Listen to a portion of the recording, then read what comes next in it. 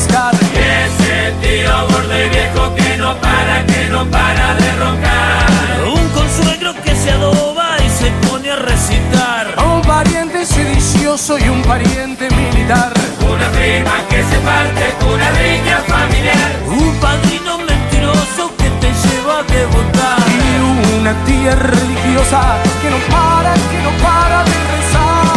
Todo el mundo tiene, tuvo, tiene o pudo tener. Todo el mundo tiene, casi todo el mundo suele tener. A un vecino boxindanga que en la llaga se murió. Una historia de algún primo que no pudo ser campeón. Un amigo que hizo guita y dejó de saludar. Y a un borracho viejo y pichi que está loco de estudiar. Y una cábala infalible que no para de fallar. La vecina que organiza la reunión de Tupperware. Un cuñado que se empeda y se viste de mujer. Un sobrino karateca, un amor de carnaval. Varias noches de fracaso y una noche de galán. Y un patrón hijo de puta que no para de robar.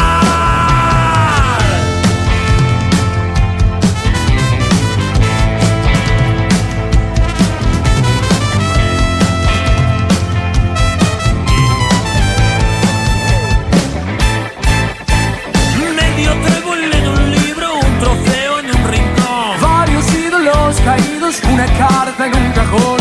Un abrazo que no llega para aquel que ya no está. Una herida en el costado y una flor en el ojal. Y esa lágrima porfiada que no para de sangrar.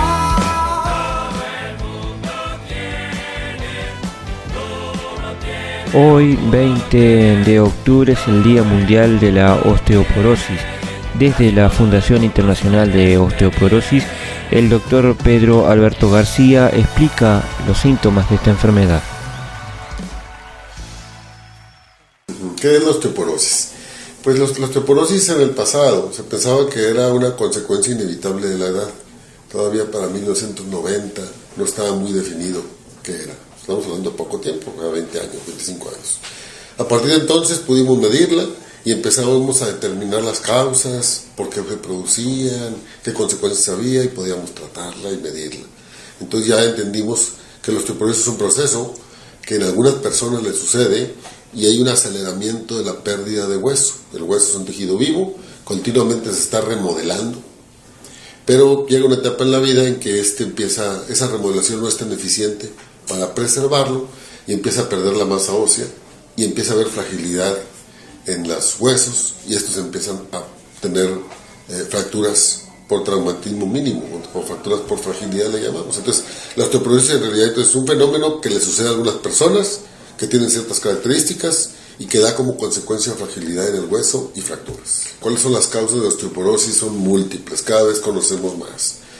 En general podemos hablar que hay algunas causas, decimos nosotros factores de riesgo, ¿no? Factores de riesgo son una serie de cosas que tú tienes y que entre más juntes, más posibilidades tienes de tener la enfermedad, ¿verdad?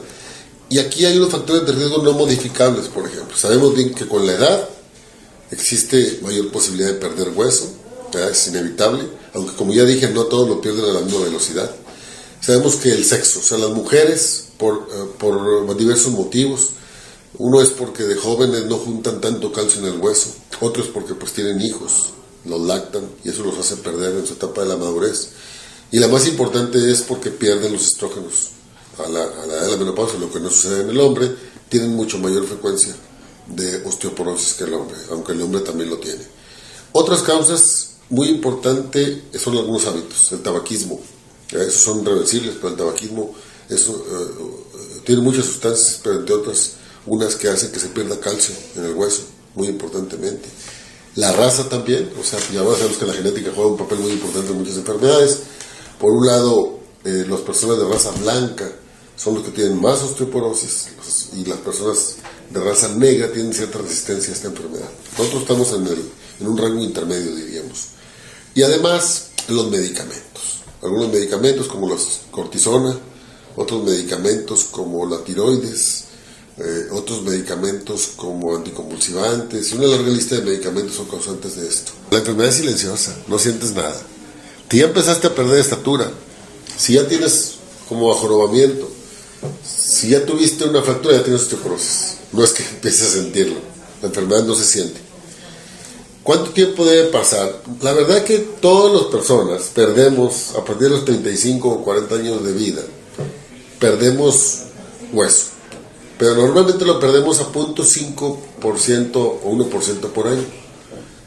Las personas que tienen osteoporosis pueden perder hasta 5% por año, fíjate, en lugar de 0.5, o sea, 10 veces más. Entonces, personas que son perdedoras rápidas, esas son las que tenemos que identificar y que son las que tienen esos factores de riesgo y habitualmente pueden en 5 años tener osteoporosis. Si yo a los 35 años, 40 años llego con una buena reserva de hueso, pues sinceramente, si yo pierdo a ritmo normal porque tengo buenos hábitos, consumo buenos alimentos, hago ejercicio, etcétera, pues probablemente nunca tenga osteoporosis. Entonces la osteoporosis no es para todos. Si yo desde joven mantengo una buena masa ósea, establezco medidas cuando estoy en los 30 años y tomo hormonas en forma temprana y hago buenos hábitos, sorprendiendo que soy mujer, yo creo que se puede reducir hasta más del 50% la posibilidad de tener osteoporosis. O sea, bastante.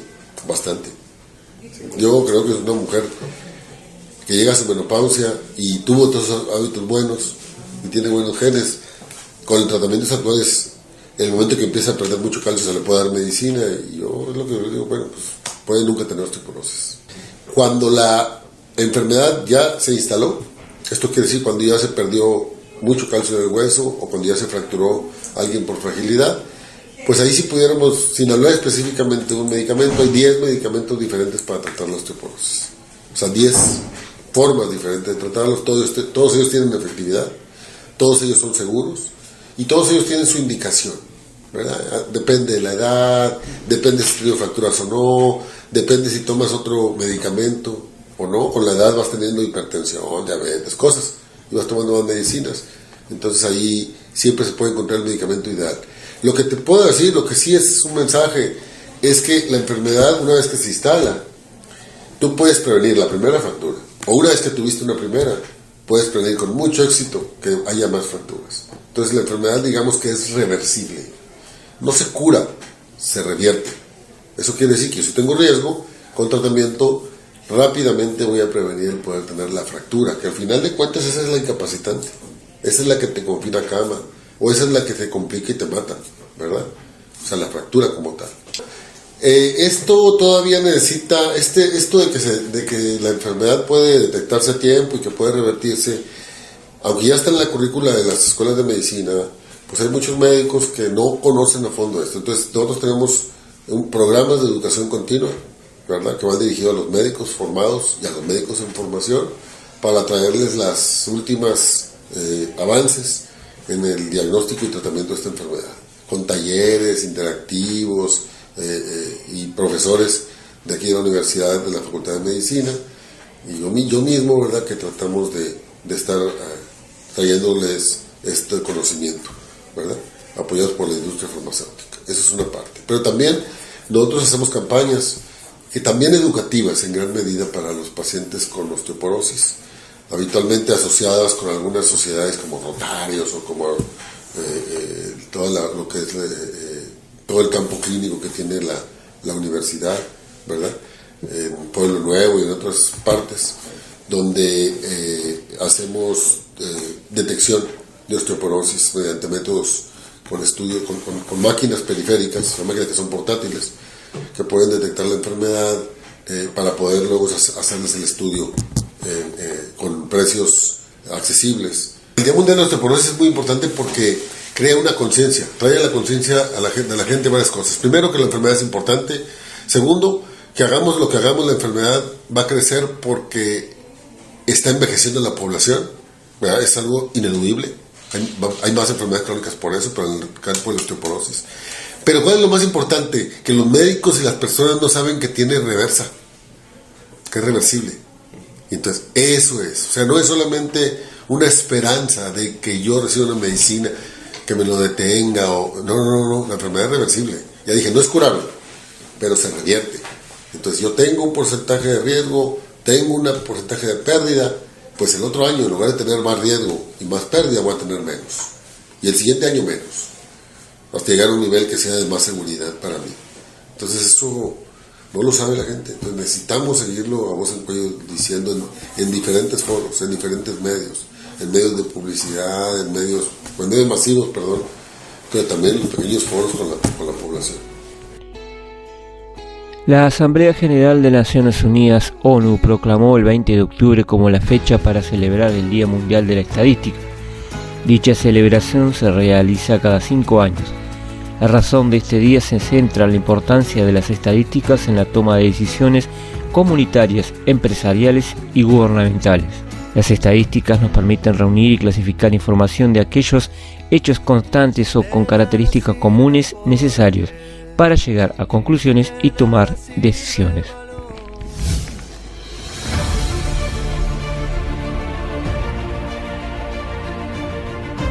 En estos tiempos difíciles donde la salud de la población y la economía del país se han visto afectadas por la pandemia del COVID-19, la información estadística es más útil que nunca para la toma de decisiones.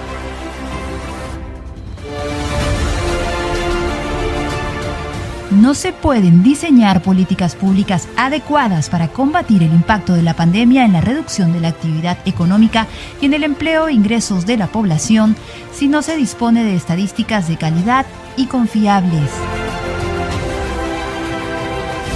Por ello, seguimos produciendo la información estadística necesaria para el diseño, monitoreo y evaluación de las políticas públicas en temas económicos, sociales, demográficos y georreferenciales.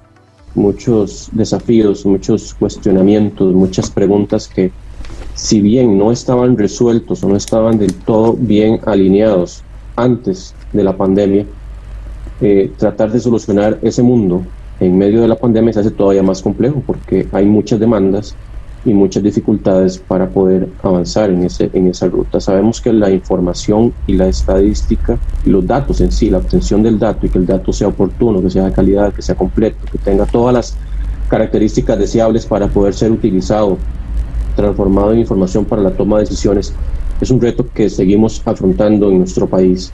Si bien el INEC ha sido el rector en materia de estadística y goza de un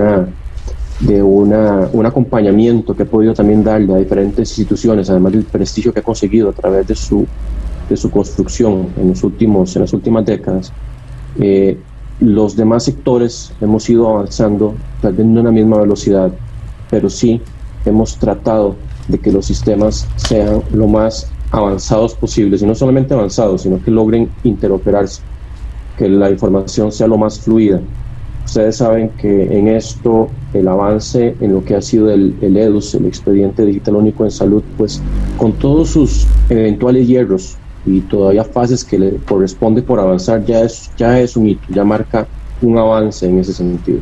Sin embargo, nosotros en el Ministerio de Salud tenemos que velar también por la información directamente en salud a nivel nacional, y tenemos un sistema de vigilancia de la salud también digitalizado, además de lo que está ya contemplado en los decretos respectivos para poder facultar los flujogramas y los momentos en que se dan ese flujo de información y de datos.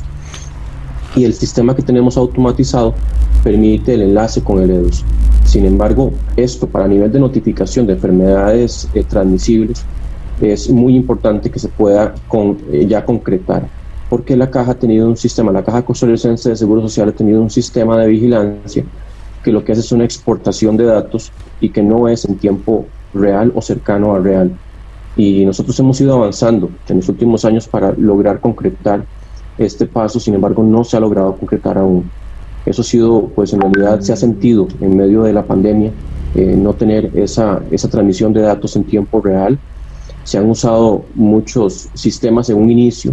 Al final la Caja implementó un sistema de información paralelo al EDUS, que pues en realidad no es, sabemos que lo ideal, si ya está el EDUS, pues la idea es que sea a través del EDUS, pero el sistema ha sido efectivo y ya hemos logrado tener también acceso a ese sistema.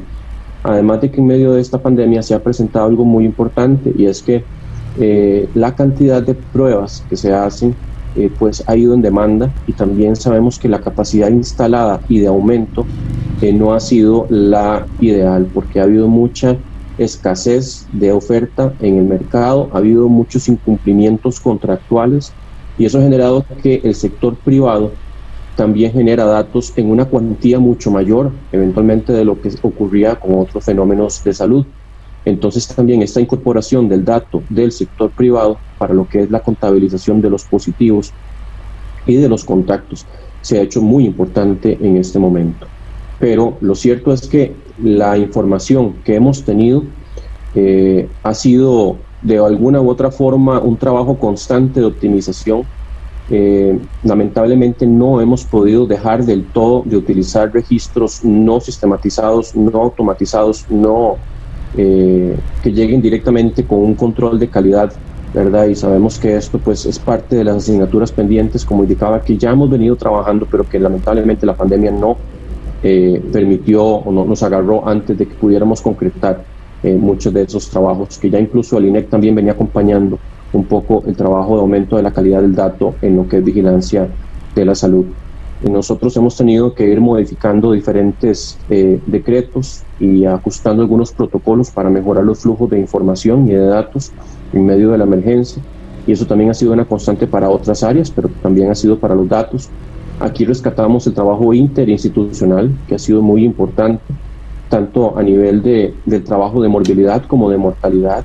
Me permito también mencionar la conformación de la Comisión de Análisis de Mortalidad por COVID-19, o relacionada más bien con COVID-19, porque no es justamente el objetivo de esta comisión es determinar cuáles fallecimientos han sido asociados en donde el paciente lo que tenía antes de que falleciera, o previo, también post-mortem, posterior, era una condición de infección, pero no lo llevó al fallecimiento. Pero también queremos saber si la mayoría de los fallecimientos que se registran como tales fueron debidos al COVID. Entonces, en ese sentido, se conformó una comisión donde participa el INEC, participa el organismo de investigación judicial, participa la Caja Costarricense de Seguro Social, y ese trabajo de análisis ya ha venido avanzando, aunque es lento porque ya tenemos más de 1000 fallecimientos, y en realidad la revisión de cada expediente y el trabajo que generalmente depura el INEC en muchas de las circunstancias, lo hemos venido también llevando a cabo desde esta comisión. Y entonces ese trabajo interinstitucional, además en este momento el trabajo con las municipalidades a nivel de los casos, del abordaje, el aporte que ha venido dando también la Caja Costarricense de Seguro Social, el MIVA, otras instituciones, ¿verdad? Ahora que hemos también cedido, por ejemplo, la potestad de autoridad sanitaria para girar órdenes sanitarias a lo que es seguridad pública, personal de migración, personal del Ministerio de Agricultura y Ganadería.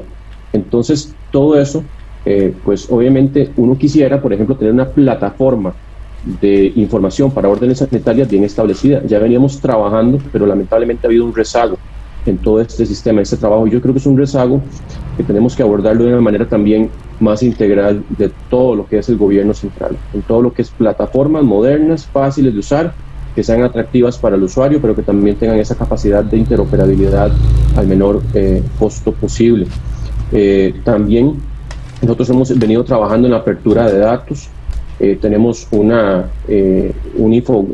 infográfico que está generado en Infogram en la página del Ministerio de Salud, que se reporta todos los días, y ahí tiene información pues la más básica tal vez, aunque alguna es un poco más compleja, en donde viene lo que es el registro de casos nuevos, casos acumulados, los casos activos, los fallecimientos nuevos, los acumulados, los internamientos tanto en salón como en UCI, todo lo que es la distribución por grupos de edad, por hospitales e internamiento, la distribución por cantones, tanto en casos activos como casos nuevos y casos recuperados, y eso está todos los días, se actualiza en la tarde para que todo el mundo prácticamente pues pueda tener acceso a esa información. Además, también en la página del OGES, que es el Observatorio de Referenciación en Salud del Ministerio de Salud, ustedes pueden encontrar también diferentes formatos, tanto de mapas como de datos abiertos en Excel, en punto DAT, por ejemplo, para que puedan descargarse, y ahí vienen las series históricas desde que empezó la pandemia de diferentes variables, tanto a nivel cantonal también como a nivel nacional, Y ahí se agregan otros datos como todo lo que es el seguimiento de las muestras que se han tomado, de los positivos nuevos, todo lo que hemos hablado, pero ya para que puedan incluso hacerse algún tipo de análisis un poco ya más detallado, ¿verdad? Datos en Excel día por día, o incluso para hacer mapas. Y ahí están también los mapas disponibles.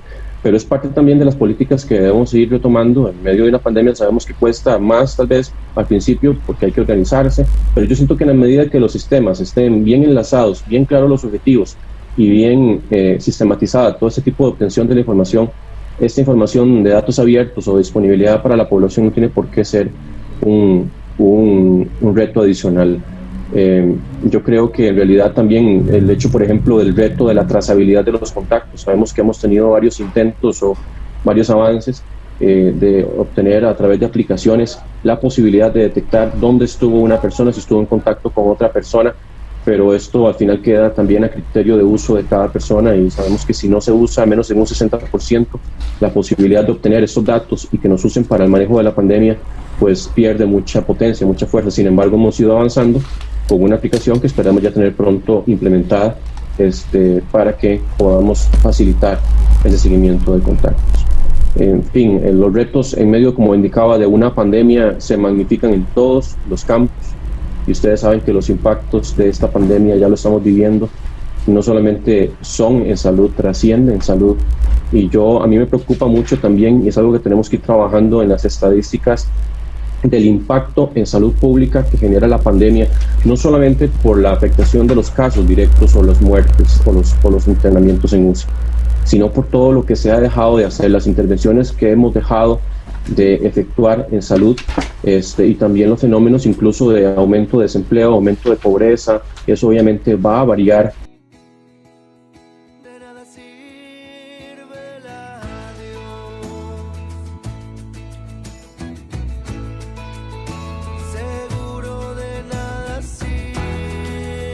Uso de vestuarios de academias, gimnasios y clubes deportivos será permitido a partir de este martes 20. El acuerdo con el Ministerio de Salud Pública y la Oficina de Planeamiento y Presupuesto, la Secretaría Nacional del Deporte, habilitará a utilizar vestuario de los clubes sociales y deportivos, academias y gimnasios desde el martes 20 con límites en el aforo y obligación de cumplir los protocolos establecidos. Las organizaciones deportivas fueron informadas, indicó el Secretario Nacional de Deporte, Sebastián Bauzá.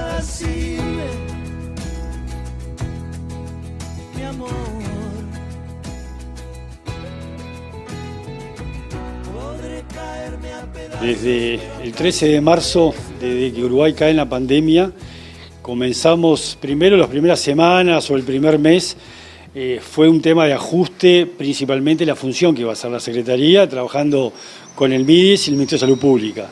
Y después comenzamos con nuestras 64 federaciones pidiendo protocolo para ir liberando diferentes actividades.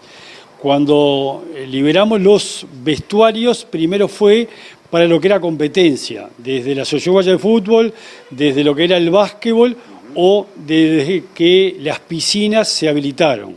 Pero era exclusivamente para la gente que hacía piscina o competía en el fútbol, es decir, el mismo deportista que estaba en una cancha, estaba en una piscina, compartía ese vestuario. A partir de ahora damos un paso más, que es utilizar el vestuario en un gimnasio y en un club, pero con aforo y con protocolo. El protocolo va a marcar el distanciamiento que tiene que haber entre una persona que se está cambiando y se está bañando, es una ducha sí y 2 no, y en el vestuario es un casillero sí y 3 no, y también no pueden estar más de 10 minutos en el vestuario. Es decir, ese famoso tercer tiempo que muchas veces se hace en el vestuario no se puede hacer. La persona entra, se cambia, se baña y se tiene que ir.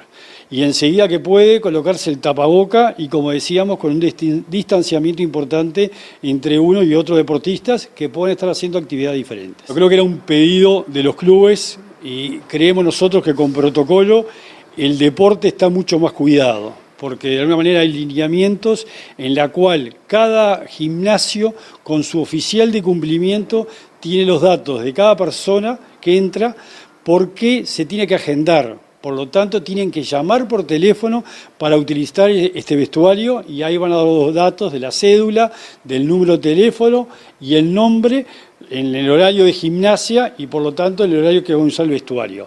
Es fundamental el protocolo para cumplir, en el caso que tengamos un positivo, seguir el hilo epidemiológico y poder captar a toda la gente que utilizó el vestuario en esos horarios. Dentro, por supuesto, de lo posible, ventilar, que exista circulación de aire, y que a veces pasa que esos gimnasios chicos o vestuarios chicos van a tener un aforo muy reducido. Pero bueno, hay muchos clubes que son necesarios porque después de hacer deporte van a trabajar, entonces es necesario tener la habilitación del vestuario. Y para todo el país, nosotros ya informamos a los directores de deporte de toda la República que a partir de ahora ya se puede comenzar a habilitar los vestuarios, hay que hacer una limpieza grande, tiene que seguir el trabajo del oficial de cumplimiento en cada club o en cada gimnasio. Lo que queda es el boxeo y las artes marciales, los deportes de contacto, que de alguna manera se está trabajando, que vamos a pedir también los nombres, la dirección y el teléfono de los dos que van a ir a pelear, sea la disciplina, y después que tengamos los resultados de cómo va a comenzar, vamos a habilitar la competencia a nivel internacional. Por suerte hay boxeadores que ya están acá en Uruguay entrenando, como también judoka, porque no hay que olvidarse que estamos en el ciclo olímpico y es necesario recuperar la competencia para poder clasificar a los Juegos Olímpicos 2021, que tenemos deportistas que pueden llegar a estos Juegos. Esta semana se va a estar definiendo el protocolo, así que para los primeros días de noviembre ya va a estar. Por ahora es sin público, que también es lo que estamos trabajando para ver un aforo, y ahí sí se está estudiando cada establecimiento, cada estadio, cada cancha, cuál va a ser el aforo, que la primera experiencia va a ser de OFI y va a estar saliendo conjuntamente con este deporte de artes marciales y boxeo. Ahora, es momento de escuchar lo que dicen nuestros auspiciantes. 105.5, la radio que marca tendencias. Si te gusta, 105.5.